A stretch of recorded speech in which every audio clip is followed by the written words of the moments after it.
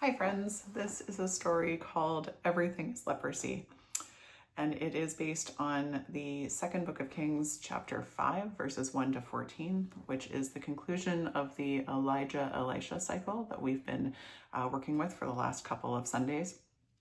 It is being preached at Yellowknife United Church on July the 6th, 2025. Naaman almost doesn't get healed. That's what this story is all about.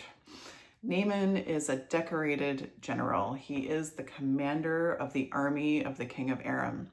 He is a man with wealth and power and social standing, and yet he almost walks away from healing.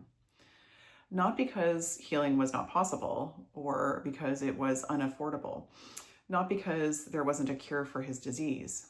Naaman, despite being this powerful guy who we figure should be pretty smart, almost walks away from healing because it doesn't come in the package that he expects.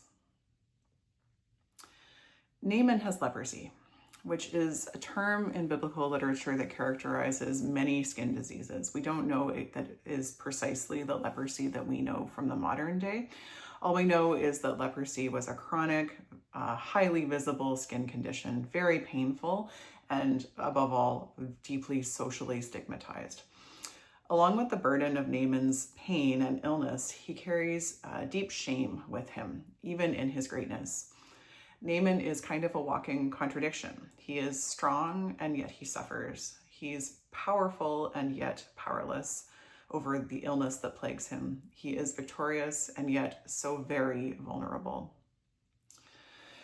The only reason that Naaman even hears about the prophet Elisha is because of a young servant girl taken captive from Israel. We never learn this girl's name. She is a servant or a slave. She has no status whatsoever. She has been taken into Naaman's house and she is serving his wife. The girl has seen a lot in her young, short life, and she is no stranger to leprosy or other illnesses. She is no stranger to stigma and certainly no stranger to shame. The girl knows what she's talking about, and she offers a solution via her mistress. She speaks to her mistress and says, "There is a prophet of Israel who can help your husband." This girl shouldn't matter at all, and yet she is the one who carries the message of healing. This captive slave girl, she is trafficked by war, she is utterly powerless over her own circumstances, yet she sees Naaman's predicament and she chooses to speak up in order that she could help him. It is this quiet courage and this act of compassion that sets everything in motion for this story. Naaman listens to her, kind of. He hears that healing might be possible and he's really hopeful, but rather than going straight to the prophet as he was instructed, he goes to his king, the king of Aram, who sends an official letter to the king of Israel, King Jeroboam. It's kind of like trying to book a doctor's appointment by calling the prime minister. Naaman thinks that healing will happen through the right and proper channels. Power speaking to power, status making room for more status. But that's not how this story works at all. In fact, the kings can't get it done. They sort of bumble and get confused. When King Jeroboam of Israel gets the message, he has no idea how to respond. How is he supposed to heal a sick general from a foreign country? He rips his clothing and cries out, "Am I God in order to give life or death?" It looks hopeless, but eventually, reluctantly, Naaman finds himself outside the door of Elisha's home. He is surrounded by horses and chariots, as a commander should be. He is going to make a proud entrance and show the prophet who is in charge here. But Elisha, who we've learned from previous stories is kind of, a smartass, Elisha doesn't even come out to greet Naaman. Instead, he sends a messenger out the front door with instructions. And the instructions are disappointing to Naaman. It goes like this: "Go and wash in the River Jordan 7 times. And that's it. It's the whole prescription. No incense, no elaborate ritual, no magic, no exchange of money, just a simple command. Go and have a bath. Naaman is furious. He wanted drama. He wanted a spectacle. He wanted a prophet waving hands over the legions, calling on the name of the Lord. He wanted something big to match his idea of his own self-importance. And instead, he gets told to go and bathe in a muddy river. To add greater insult to injury, the prescription doesn't even come from the prophet, but from a lowly messenger. It is too simple, it is too humble, and Naaman figures it can't possibly work. Naaman almost doesn't get healed. He almost turns around and in rage and goes back home. But again, for the second time, he is saved by the people around him. His own servants, his own aides talk him down and try to make him see sense. If the prophet had asked you to do something difficult, wouldn't you have done it? They asked. How much more when all he said is wash and be clean? So Naaman goes begrudgingly. He dips in the Jordan 1 time, 2 times, 3, 4, 5, 6. And on the 7th time, he is clean. And his skin, we are told, is made new, like the skin of a young boy. Just like that, he's all better. And how close he came to it almost not happening. It almost didn't happen, but it did. From the River Jordan to the global south, and another terrible disease that is crying out for a frustratingly simple cure. As you know, I'm a bookworm, and I read a lot, and one of my guilty pleasures is young adult fiction, which is how I came to fall in love with the author John Green. John Green's breakout novel, The Fault in Our Stars, is this touching romance between 2 16-year-olds with lung cancer. It is one of those books that I turn to whenever I need a therapeutic cry. And his podcast turned essay compilation, which is called The Anthropocene Reviewed, has comforted me through many, many anxious nights. John Green could publish his grocery list and I would buy an autographed copy. But even I was surprised by the content of his latest release. Everything is tuberculosis. John Green has no medical background at all. He is an author. But he ignited a righteous anger in himself against TB during a recent visit to Sierra Leone. He met a young patient named Henry, who showed him around the hospital and lifted the veil on the deadliest disease in the world. Today, in 2025, TB kills more people than any other infection worldwide, and yet it is entirely treatable, entirely curable, and entirely preventable. John Green's writing is so compelling that I fell right down the TB rabbit hole with him. Everything is Tuberculosis is hardly a beach read romance, but it totally consumed me, pun intended. I couldn't put it down. What John Green finds infuriating, and what I find haunting as I read along with him, is the way that TB continues to ravage the most vulnerable populations on Earth, while those in power shrug their shoulders in disingenuous defeat. TB is no longer a disease of mystery or complexity. This is the antibiotic era after all. We have identified Mycobacterium tuberculosis. We know we have x-rays and microscopes. We no longer speak romantically of consumption or think that we can cure it by building sanatoria close to the sea and just get enough fresh outside air into the lungs of those who suffer. As Green argues so poignantly, TB is actually no longer caused by bacteria. It is caused by humans. We know how to kill the bacteria, but we can't seem to overcome the neglect and the poverty and the capitalism and the injustice, which are the barriers to actually healing this disease. John Green admits that before writing this book, he thought TB was a disease of history, which is easy to think, given that it only affects about 10,000 Americans a year. But in impoverished areas such as Malawi and Lesotho and Sierra Leone, and of course we know the Canadian North, TB is still a vicious killer. And while the cure is not to be found in the River Jordan, the solution lives in an array of equally cheap, equally simple fixes and strategies that are frustratingly difficult to implement. The antibiotics are effective, but patients can't take them in high enough volumes or absorb them into their systems because of a lack of food in their stomachs. The pills are way more expensive than they should be, and people have to take 15 or 20 a day. Patent evergreening keeps the costs of these pills way too high. Sometimes the pills are ineffective against medication-resistant strains, and that would be easily identified by better tests, but the tests are kept too expensive for healthcare systems that spend just $12 to $24 per patient per year. Preventative care could lower the hospitalization rate, but overcrowded housing allows the infection to just keep spreading way too fast.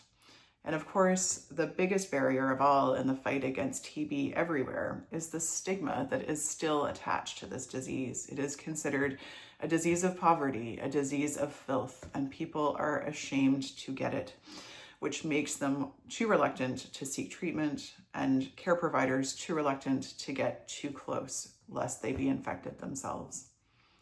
It is just roadblock after roadblock after roadblock for a disease that in rich areas is basically totally treatable.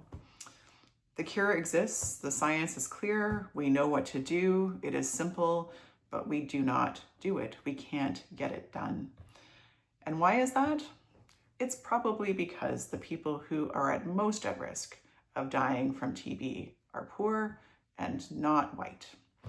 And the world has decided collectively and quietly that some lives are just too difficult to save. It is like this in so many circumstances, isn't it? It's way too easy to avoid the simple things, to decide that something is just too complicated. We put up roadblocks to our own collective salvation. We do this all the time. We, like Naaman, resist solutions that would do us all so much good. Naaman almost doesn't get healed. That's what this story is about. But he does get healed. And the story reminds us that healing doesn't only depend on medicine or money or even miracles. Sometimes healing, we learn, hinges on humility, our willingness to listen to the people that we are most likely to overlook. An enslaved girl, or a group of servants, or a bunch of community health workers working in Lesotho, or indigenous knowledge keepers who know better than we do. A muddy river. Over and over and over again, healing comes from the margins. Healing comes from the voices that we are least likely to hear. Healing comes from the most unexpected places. Naaman, fairly enough, I guess, expects healing to look a certain way, to be dramatic and dignified, to be clinical, to be magical or dramatic or put on a show. We do this too. We think that healing has to be heroic, and that if it doesn't look like a Marvel movie finale, it must not count or be legitimate. But the healing that actually matters most, the healing of bodies, the healing of relationships, the healing of systems, is often so quiet and so slow and so very unglamorous. Healing looks like hand washing stations. It looks like clean water. It looks like access to generics. It looks like food in bellies. It looks like cheaper tests, better x-rays, the right pills, roads, transportation, support. Bathe and be clean. It's a lot simpler than we want to make it out to be. Happily, there is some good news for both Naaman and in the fight against TB. Alongside lobbies to drug companies to drop patents and lower costs of medication, activists and researchers in the Global South have developed the STP plan, Search, Treat, Prevent. It is an initiative that employs local health workers to go into their communities, their own communities, that they know better than anybody. Just go household by household to spot TB, to diagnose it before it gets way too serious. And antibiotics are made available on the spot to treat the illness before it gets drug resistant or out of hand. Everyone in the household is offered preventative therapy. which then effectively cuts off the chain of transmission and vastly reduces the number of people in hospitals and the number of people dealing with antibiotic resistance down the road. Best of all, community-based healthcare initiatives are already a critical component of the underfunded healthcare systems in many, many developing countries. So the solution is one that builds on well-established wisdom. It's so simple. Go to the people who know the most. Find the need, listen to them, and respond.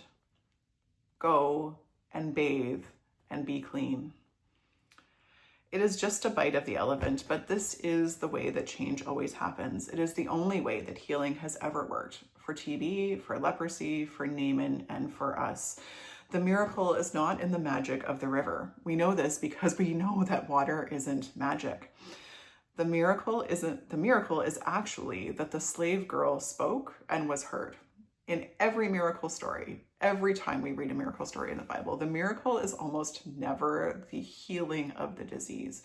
It is the factors that come together to make that healing possible. So a voice listened to, or someone who was ashamed and isolated from their illness now being able to rejoin their community.